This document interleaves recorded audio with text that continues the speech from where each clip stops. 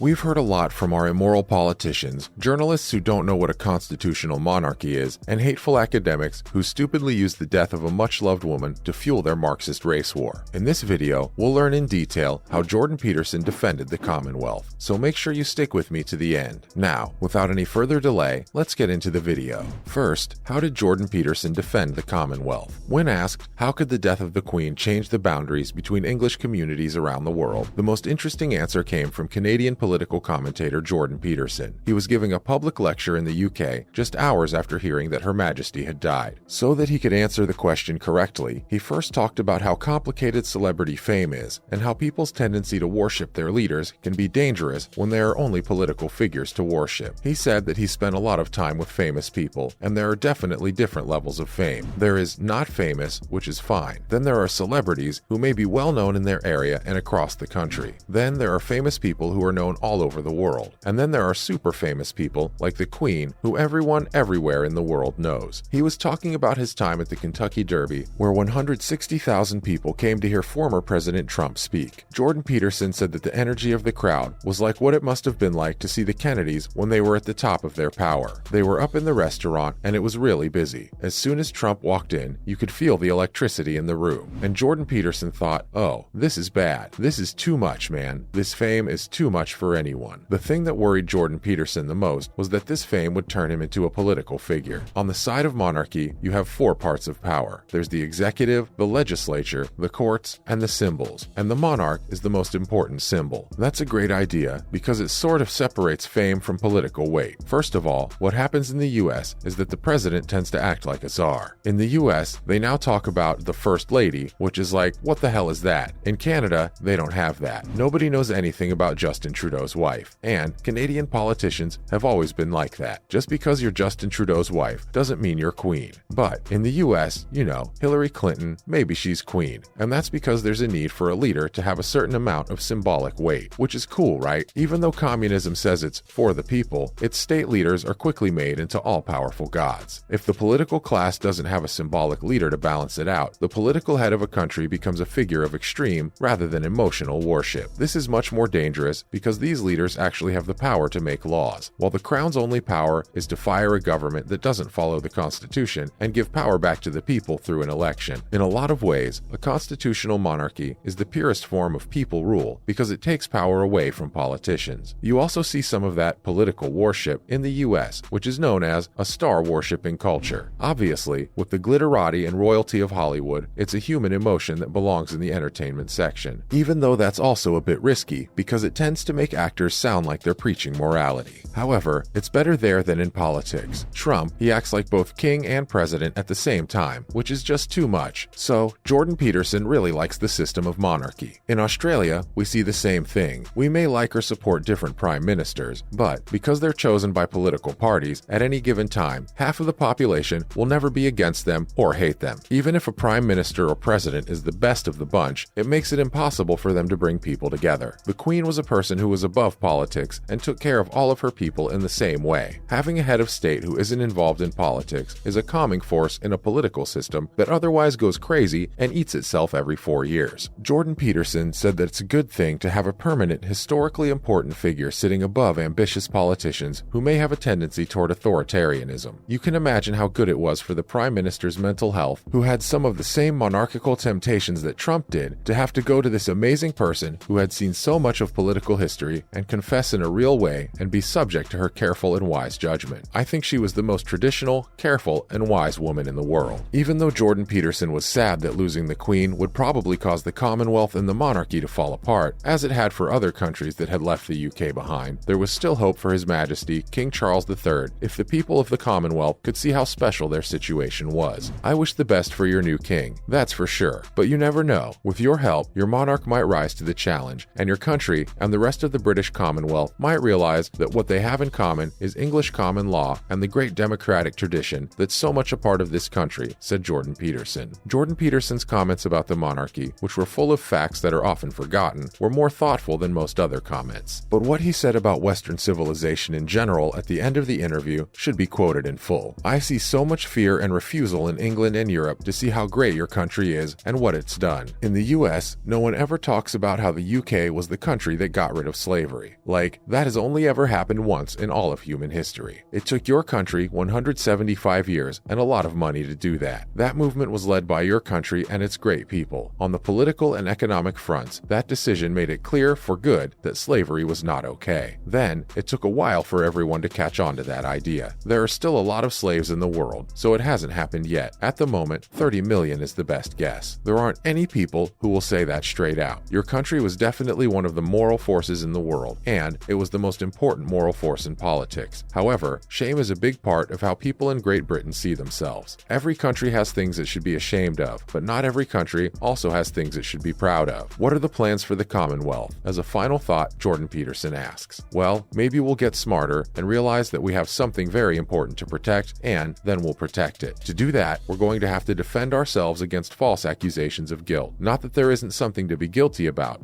because we're all beneficiaries of the atrocities of history, and we have to make up for that in the way we live our lives. But at the same time, man, you're supposed to separate the wheat from the chaff and not just call it all chaff. When you look at your own history, you think we fell down a lot, but we still moved forward, and you can say that more than most in your country. What do we have in other news? Elizabeth II has had close relationships with former British colonies and Commonwealth countries in Africa. Elizabeth II made 21 trips to Africa. The Queen has been to almost every country in the Commonwealth, but some trips were more important to her 70-year reign than others. Mariam Al-Malal-Lamas, a journalist for France 24, says that her trip to Africa at the end of 1961 was one of the most important. From November 9 to 20, 1961, the Queen went to Ghana, even though the British press and politicians were against it. They were worried that the trip would be dangerous and that Kwame Nkrumah, who was president of Ghana at the time, was becoming more authoritarian. Winston Churchill, who was Elizabeth II's mentor, asked the Prime Minister at the time, Harold Macmillan, to try to persuade the Queen not to go to this country, which became independent in 1957. The sovereign won't let this trip be cancelled, but the fact that she was about to have her third child, Andrew, made her give it up. Kwame Nkrumah took this turn of events badly. The royal family invited him to Balmoral, where he spent a few days with the Queen to ease tensions. Then, Prince Philip went to Ghana and said that his wife would be there soon. So that concludes today's video. If you found this video helpful, give us a thumbs up, and don't forget to share the video with your friends and family. Thanks for watching, and see you next time.